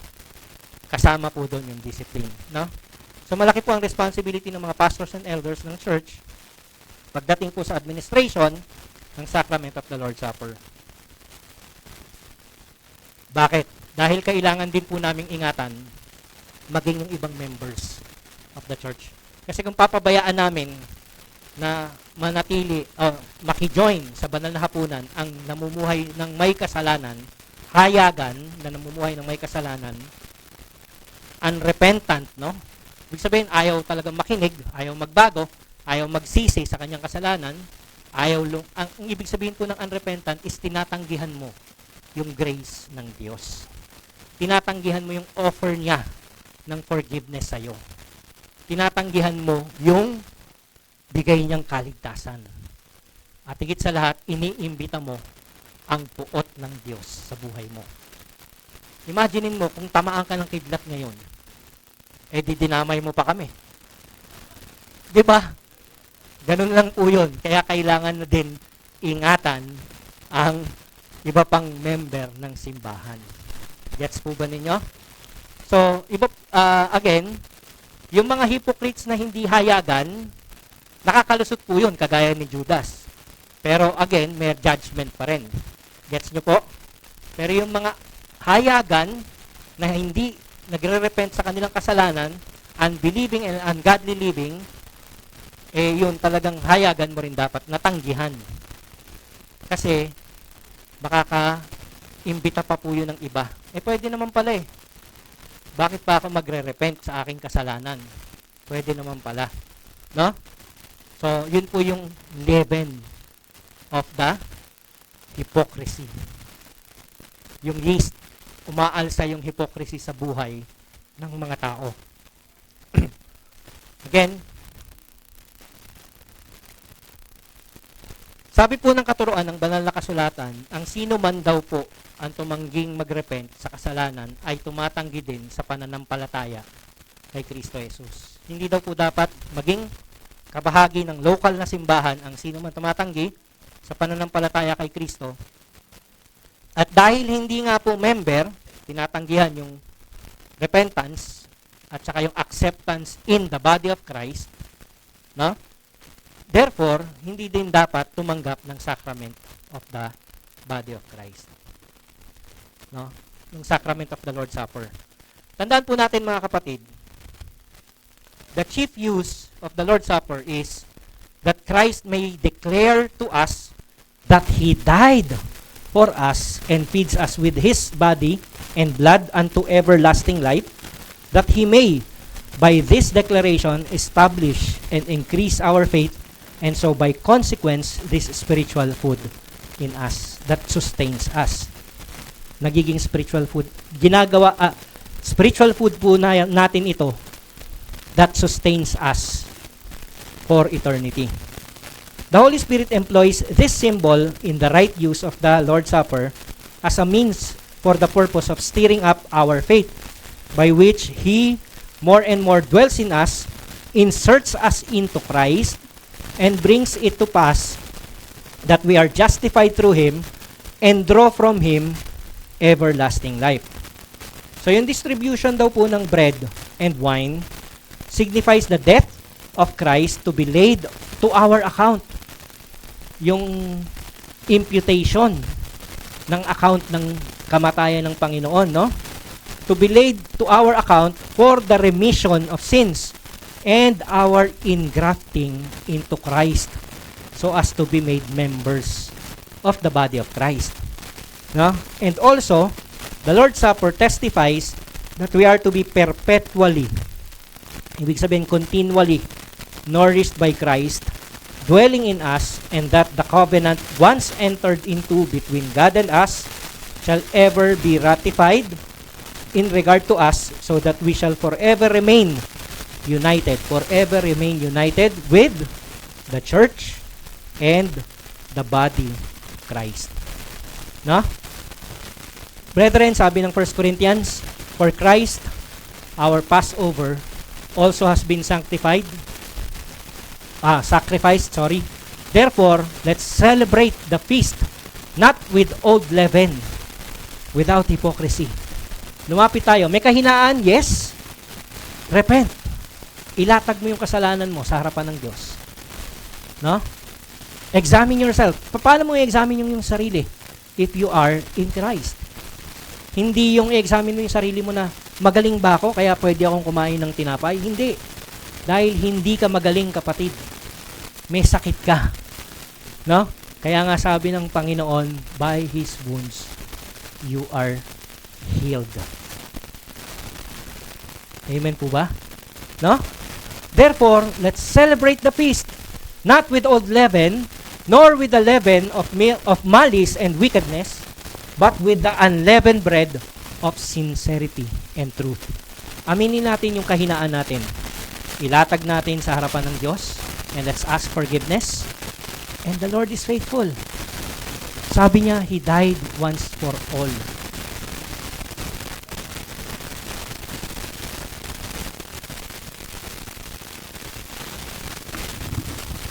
Pinerfect na ng ating Panginoon yung ating mga sanctification because of what He has done and not because of our old nature or whatever we can do. Just as the people of God were commanded to remember the Passover and never forget how the blood of the Lamb saved them from the wrath of God, so should we never forget how the blood of Christ saves us eternally from the wrath of God. Tayo po yung manalangin. Panginoon, dakilain ka at luwalhatiin sa aming kalagitnaan. Purihin ka sa iyong katapatan. Tunay nga na kayo ang dahilan bakit kami naririto at nagtitipon. Hindi po dahil sa aming sariling desisyon, kung hindi inilatag po ninyo ang inyong kabutihan sa aming mga buhay, and you have called us. Kaya nga po kami binibilang ninyo sa inyong simbahan, yung Ecclesia. You are calling us to gather and worship you and honor you and delight in you for what you have done on the cross. Salamat po ng marami for saving us not only from our sins but most of all from the judgment that should befall upon us. But because of your faithfulness, kayo po ang tumanggap ng puot ng Ama at ng judgment na dapat para sa amin. Salamat po. Ito ang aming dalangin sa ngalan ni Kristo Jesus. Amen. Amen.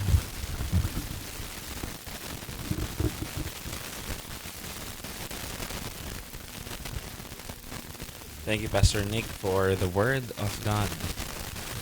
Tayo po ay tumayo at awitan po natin ang Panginoon. Let us respond to God's faithfulness as we sing All-Sufficient Mary. All-sufficient merit, shining like the sun, a fortune I inherit by no work I have done. By righteousness I forfeit at my Savior's cross, where all sufficient merit did what I could not.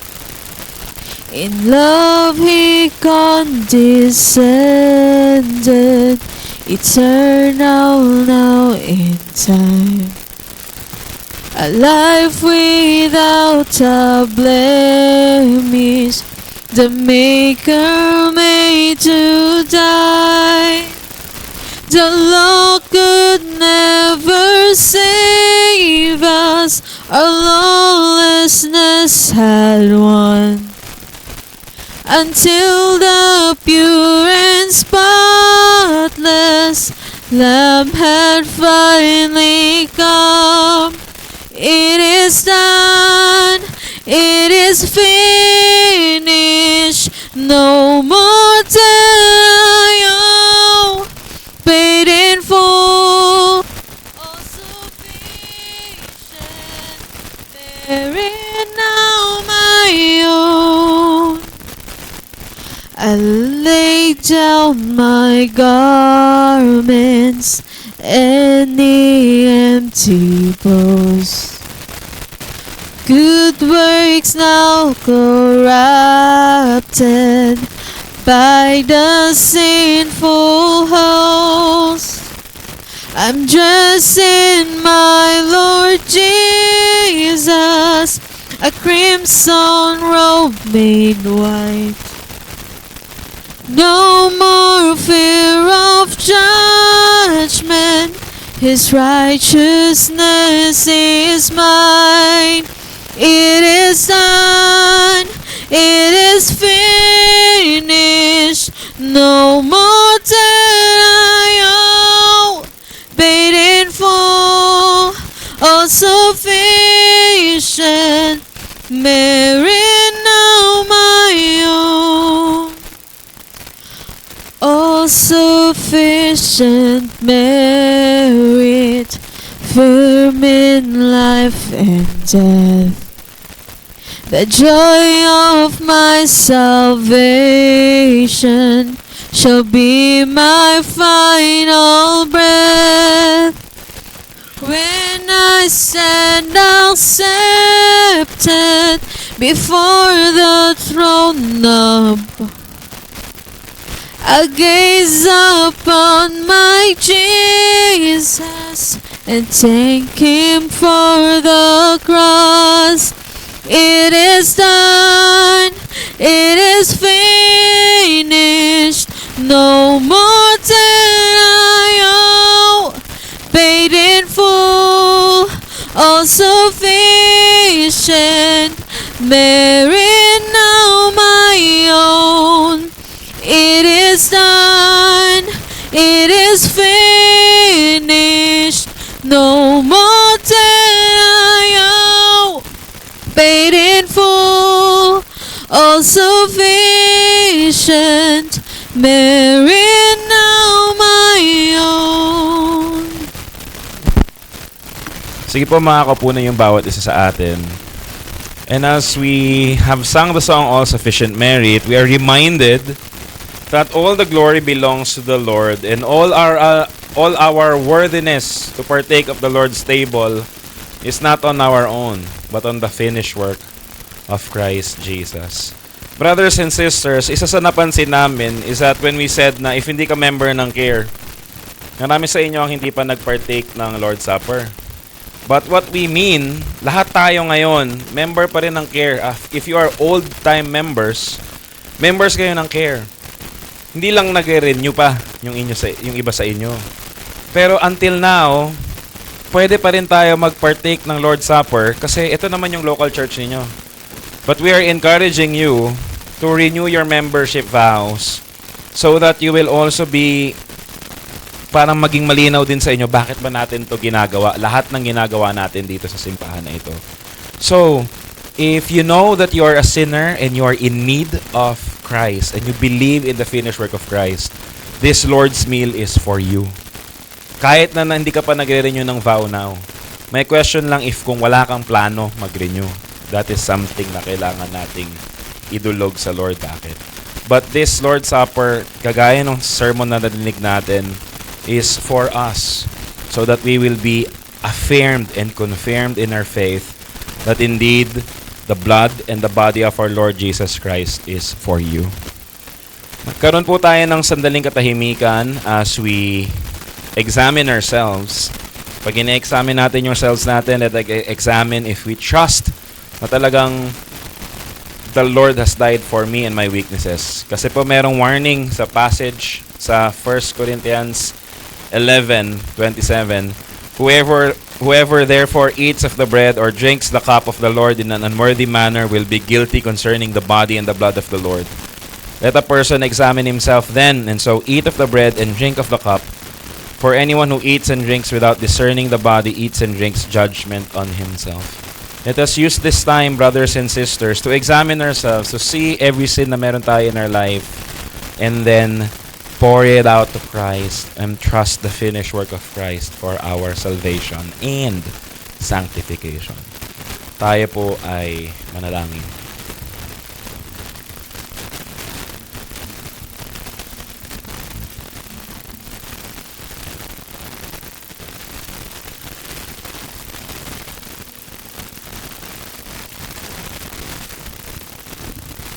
As we are examining ourselves before the Lord, inaanyahan ko po yung mga pastors natin to distribute the elements of the Lord's Supper.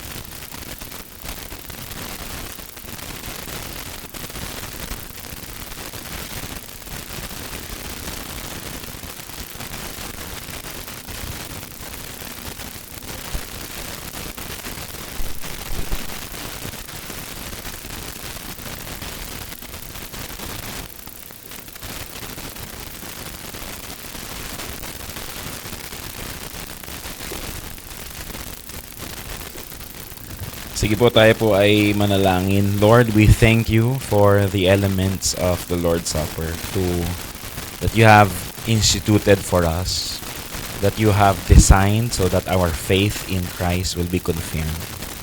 So that as we partake of the bread and drink of the wine, we would be reminded that indeed your body is for us and your shed blood is for us. Lord, teach us to receive the elements by faith. In Jesus' name we pray. Amen. Tayo po tumayo and let us partake of the Lord's Supper. In 1 Corinthians 11:23 onwards. For I received from the Lord what I also delivered to you, that the Lord Jesus on the night when he was betrayed took bread, and when he had given thanks, he broke it and said, "This is my body which is for you. Do this in remembrance of me." Brothers and sisters, sabay-sabay po nating ipartake ang body of Christ.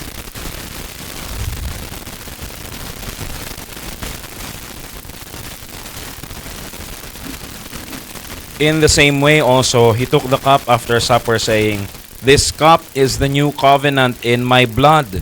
Do this as often as you drink it in remembrance of me. For as often as you eat this bread and drink the cup, you proclaim the Lord's death until he comes." Brothers and sisters, let us partake of the blood of Christ spilled for us.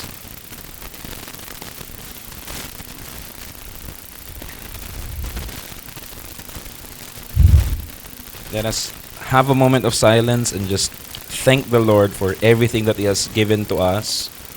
All throughout the day, simula ng araw natin when we are called by God to worship Him, hanggang ngayon pong hapon that we are being affirmed in our faith in Christ.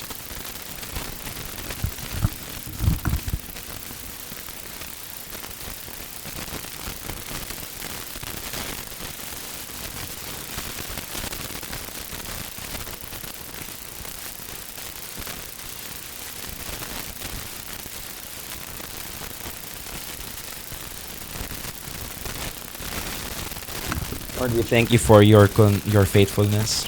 We thank you sa inyong katapatan sa amin, that you have gathered us and brought us to yourself. And hindi nyo kami hinayaan to scatter in this world, na patuloy na lumayo sa inyo because of our sin. But you have gathered us this Lord's Day for you. Lord, tinataas po namin lahat na nangyari this Lord's Day, from the worship kaninang umaga, the women's fellowship kaninang after lunch, in itong aming Vesper service. We lift up everything to you. And may you continue to be glorified sa amin through the working of the Lord in us. And may we continue to behold your beauty and depend on you sa aming everyday lives. Babalikan po namin ang aming mga trabaho, mga businesses, or mga schools tomorrow, mga sariling pamilya.